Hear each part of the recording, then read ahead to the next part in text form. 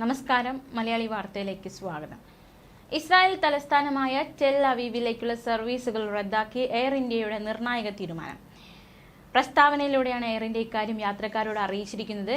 Israel Iran സംഘർഷ സാധ്യത അത് എപ്പോൾ വേണമെങ്കിലും ഒരു യുദ്ധത്തിലേക്ക് പോകാം എന്ന ഒരു സാഹചര്യമാണ് നിലവിലുള്ളത്. അതുകൊണ്ടാണ് ഇത്തരത്തിലൊരു തീരുമാനം എടുത്തിരിക്കുന്നത് എയർ ഇന്ത്യ. നിർണായകമായ തീരുമാനം, യാത്രക്കാരുടെ സുരക്ഷ മുൻകരുതിയുള്ള ഒരു തീരുമാനവും കൂടിയാണ് എയർ ഇന്ത്യ ഇപ്പോൾ സ്വീകരിച്ചിരിക്കുന്നത്.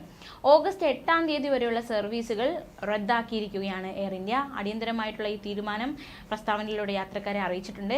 ഈ സ്ഥലത്തെ സ്ഥിതിഗതികൾ നിരീക്ഷിക്കുന്നുണ്ട് എന്നും എയർ ഇന്ത്യ അറിയിച്ചിട്ടുണ്ട്. ഓഗസ്റ്റ് 8 വരെയുള്ള കാലയളവിൽ ടെൽ അവീവിലേക്കുള്ള യാത്രയ്ക്കായി ബുക്കിംഗ് സ്ഥിരീകരിച്ച യാത്രക്കാരുണ്ട്. ആ യാത്രക്കാർക്ക് വേണ്ടിയുള്ള നിർദ്ദേശവും എയർ ഇന്ത്യ നൽകിയിട്ടുണ്ട്. അതായത് 8 വരെയുള്ള കാലയളവിൽ യാത്രയ്ക്കായി ബുക്കിംഗ് സ്ഥിരീകരിച്ച യാത്രക്കാർക്ക് സഹായം ഉറപ്പാക്കുമെന്നാണ് എയർ ഇന്ത്യ അറിയിച്ചിരിക്കുന്നത്.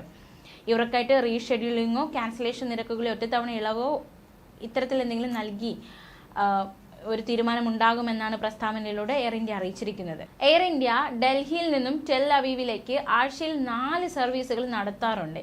സിംഗപ്പൂർ എയർലൈൻസ്, തായ്വാൻ വിമാന കമ്പനികൾ, US, യൂറോപ്യൻ വിമാന കമ്പനികൾ മുതലായവയും ഇറാൻ ലബനൻ വ്യോമാതിർത്തി വഴിയുള്ള സർവീസുകൾ റദ്ദാക്കിയിരിക്കുന്ന സാഹചര്യമാണ്. നിലവിലെ സാഹചര്യം നമുക്ക് അറിയാവുന്നതാണ്. അതായത് ഇസ്മായിൽ ഹനിയയുടെ കൊലപാതകം, അതുമായി ബന്ധപ്പെട്ട് എപ്പോൾ വേണമെങ്കിലും പശ്ചിമേഷ്യയിൽ വലിയ രീതിയിലുള്ള ഒരു യുദ്ധം പുറപ്പെടാമെന്ന സാഹചര്യമാണ്. മാത്രമല്ല ഇപ്പോൾ ആക്രമണങ്ങളും തിരിച്ചടികളും ഒക്കെ നടക്കുന്നുണ്ട്. അതുമാത്രമല്ല ഹനിയയുടെ കൊലപാതകവുമായി ബന്ധപ്പെട്ട ഒരു തിരിച്ചടി അത് ഇതുവരെ നടന്നിട്ടില്ല. അതെപ്പോൾ വേണമെങ്കിലും പ്രതീക്ഷിക്കാവുന്ന സാഹചര്യത്തിലാണ് കാര്യങ്ങളായിരിക്കുന്നത്. അതിനിടയിലാണ് ആയത്തുള്ള ഖമേനിയുടെ ഒരു മുന്നറിയിപ്പ് കൂടി വന്നിരിക്കുന്നത്. ഇസ്രായേലിനെതിരെ ആക്രമണം നടത്താമെന്ന ഒരു മുന്നറിയിപ്പ്. അതുകൊണ്ട് തന്നെ സാഹചര്യങ്ങൾ വളരെ മോശമാണ്. എപ്പോൾ വേണമെങ്കിലും സങ്കീർണമായ രീതിയിലേക്ക് കാര്യങ്ങൾ നീങ്ങാവുന്ന സാഹചര്യമാണ് പശ്ചിമേഷ്യയിലായിരിക്കുന്നത്. ഈ ഒരു സാഹചര്യത്തിലാണ് മുൻകരുതൽ എന്ന രീതിയിൽ ഇത്തരത്തിലൊരു തീരുമാനം എയർ ഇന്ത്യ സ്വീകരിച്ചിരിക്കുന്നത്. അതേസമയം ഹമാസ് നേതാവ് ഇസ്മായിൽ ഹനിയ കൊല്ലപ്പെട്ടതിനു പിന്നാലെ പ്രതികാര നടപടിക്കൊരുങ്ങി ഇറാൻ. ഇസ്രായേലിനെ നേരിട്ട് ആക്രമിക്കാൻ ഇറാന്റെ പരമോന്നത നേതാവ് ആയത്തുള്ള അലി ഖമനേയി ഉത്തരവിട്ടതായാണ് റിപ്പോർട്ട്. ഹനിയെ വധിച്ചതായി ഇറാൻ പ്രഖ്യാപിച്ചതിനു പിന്നാലെ ബുധനാഴ്ച രാവിലെ ഇറാന്റെ സുപ്രീം നാഷണൽ സെക്യൂരിറ്റി കൗൺസിലിന്റെ അടിയന്തര യോഗത്തിലാണ് ഖമനേയി ഉത്തരവിട്ടതെന്നാണ് റിപ്പോർട്ടിൽ പറയുന്നത്.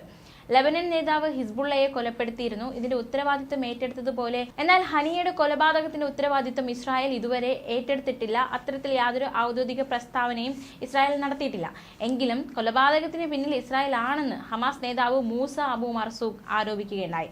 ടെഹ്റാനിൽ ഉണ്ടായ ആക്രമണത്തിലാണ് ഹമാസിന്റെ രാഷ്ട്രീയകാര്യ സമിതി തലവൻ ഹനിയ ഇത്തരത്തിൽ അതിദാരുണമായി കൊല്ലപ്പെട്ടത്. അതേസമയം ഏത് സമയത്തും ഏത് ഭാഗത്തു നിന്നും ആക്രമണം ഉണ്ടാകും. അതുകൊണ്ട് തന്നെ അതിനെ ഇസ്രായേൽ നേരിടുമെന്ന് ഇസ്രായേൽ പ്രധാനമന്ത്രി ബെഞ്ചമിൻ നെതന്യാഹുവും വ്യക്തമാക്കിയിരിക്കുകയാണ്. മിഡിൽ ഈസ്റ്റിൽ വർദ്ധിക്കുന്ന സംഘർഷങ്ങളെക്കുറിച്ച് ചർച്ച ചെയ്യാൻ UN രക്ഷാസമിതി ബുധനാഴ്ച യോഗം ചേർന്നിരുന്നു. ഈ യോഗത്തിലാണ് അദ്ദേഹം ഇക്കാര്യം വ്യക്തമാക്കിയിരിക്കുന്നത്. വ്യാപകമായ യുദ്ധം ഉണ്ടാകാനുള്ള സാധ്യത നിലനിൽക്കുന്നുണ്ട്. അതുകൊണ്ട് തന്നെ മേഖലയിൽ ശാന്തത പാലിക്കാൻ കൗൺസിൽ ആവശ്യപ്പെട്ടിട്ടുണ്ട്. അടുത്തിടെ നടന്ന ആക്രമണങ്ങളെ ശക്തമായി അപലപിക്കാൻ ഇറാനും ഇസ്രായേലും ബുധനാഴ്ച രക്ഷാസമിതിയോട് അപേക്ഷിക്കുകയുണ്ടായി. ഈ ആക്രമണത്തിന് ഇസ്രായേലിനെ ഉത്തരവാദികളാക്കാനുള്ള അടിയന്തര നടപടികൾ കൈക്കൊള്ളണമെന്ന് ഇറാൻ അംബാസിഡർ അമീർ സൗദ് ഇരവാനി സുരക്ഷാ കൗൺസിലിനോട് വ്യക്തമാക്കുകയുണ്ടായി. 2023 മുതൽ ഹമാസ് പൊളിറ്റിക്കൽ ബ്യൂറോയുടെ ചെയർമാനായിരുന്നു ഹനിയ.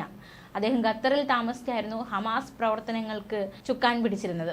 1989 അദ്ദേഹത്തെ ഇസ്രായേൽ തടവിലാക്കി. 3 വർഷത്തിനു ശേഷം അദ്ദേഹത്തെ മോചിപ്പിച്ചു. പിന്നീട് ലബനനിലേക്ക് നാട് കടത്തുകയായിരുന്നു. 1 വർഷത്തിനു ശേഷം ഓസ്ലോ കരാർ പ്രകാരം അദ്ദേഹത്തെ വിട്ടയച്ചു. സുരക്ഷ കണക്കിലെടുത്തായിരുന്നു അദ്ദേഹം പിന്നീട് ഖത്തറിലേക്ക് താമസം മാറിയത്. 2006 പലസ്തീനിൽ ഹമാസ് അധികാരത്തിലെത്തി. ഇതോടെ ഹനിയ പ്രധാനമന്ത്രിയായി. ഏപ്രിലിൽ ഗാസയിൽ ഇസ്രായേൽ നടത്തിയ ആക്രമണത്തിൽ ഹനിയയുടെ 3 ആൺമക്കളും 4 പേരക്കുട്ടികളും കൊല്ലപ്പെട്ടിരുന്നു. പെരുന്നാൾ ആഘോഷത്തിനോടനുബന്ധിച്ച് ബന്ധുക്കളെ സന്ദർശിക്കാൻ പോകുമ്പോൾ ഇവരുടെ കാറിന് നേരെ വ്യോമാക്രമണം നടത്തുകയായിരുന്നു. എന്തായാലും ഈ നേതാവിന്റെ മരണത്തോടുകൂടെ പശ്ചിമേഷ്യയിൽ വലിയ രീതിയിലുള്ള ആശങ്കകൾ പൊട്ടിപ്പുറപ്പെട്ടിരിക്കുകയാണ്. ഏതു നിമിഷവും എന്തും സംഭവിക്കാം എന്ന ഒരു അവസ്ഥയിലാണ് കാര്യങ്ങളായിരിക്കുന്നത്. ന്യൂസ് ഡെസ്ക് മലയാളി വാർത്ത.